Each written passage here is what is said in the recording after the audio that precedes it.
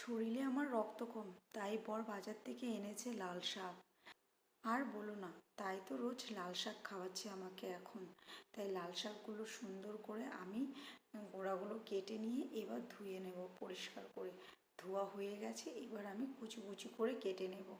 আর এরপরে লাল শাকের সঙ্গে আমি কি দেবো বলো তো, রসুন মানে সম্বার দিয়ে লাল শাকটা ভাজা করব। আর রসুন সম্বার দিয়ে শাক ভাজা করলে না খুব ভালো লাগে। তোমরা কিন্তু অবশ্যই ট্রাই করো। আমাদের বাড়িতে তো রসুন দিয়ে শাক হয় বেশিরভাগ টাইমে, শুধু নিরামিষের দিন কালো জিরার ফোড়ন দিয়ে হয়। তাই তো আমি এত রসুন কেটে নিয়েছি শুধু শাকে দেওয়ার জন্য। আর শাকে রসুন সম্বার যে একটা গন্ধটা, উফ, কি ভালো লাগে।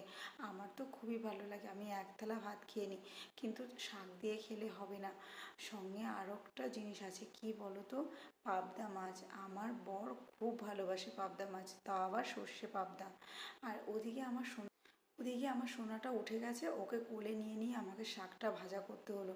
করার কিচ্ছু নেই, ওই যে বললাম আমাদের তিনজনের পুচকে সংসারে শুধু কেউ করারও নেই কাজ করার, কেউ বলারও নেই, আর কেউ আমার সোনাকে ধরারও নেই। যাই হোক, আমার তো হয়েই গেছে, এবার আমি মাছগুলো দেখাই।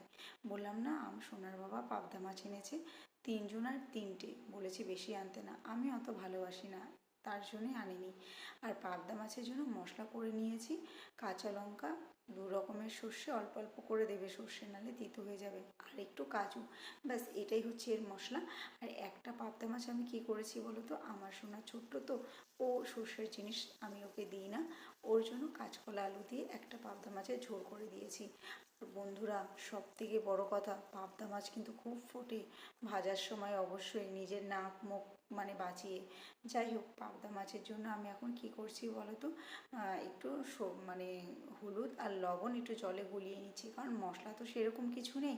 উপরে তেলের উপরে কালো জিরা ফোড়ন দিয়ে মশলাটা আমি ঢেলে দেবো। মশলা বলতে হলুদ আর লবণের যে জলটা করে রেখেছি সেটা দিয়ে দেবো। এরপরে যে মশলাটা পেস্ট করে রেখেছি সেটা দিয়ে হালকা করে একটু জল দিয়ে কষিয়ে নেব। কষিয়ে নিয়ে একটু জল দিয়ে যেই বলক উঠবে তখনই মাছটা দিয়ে দেব। আর এই মাছটা না খুব তাড়াতাড়ি রান্না হয় আর খেতেও খুব সুস্বাদু হয়। তোমরা যদি বিশ্বাস না করো আমার বরকে জিজ্ঞাসা করো, আমার বর বলবেই যে আমি ভালো রেঁধেছি না খারাপ রেঁধেছি। যাই হোক, তোমরা আর বরকে কীভাবে জিজ্ঞাসা করবে, আমার রান্না ফিনিশ। দেখো, এই যে আমার রেসিপি, ভালো লাগলে অবশ্যই একটা লাইক, কমেন্ট আর শেয়ার করে দিও। ধন্যবাদ বন্ধুরা।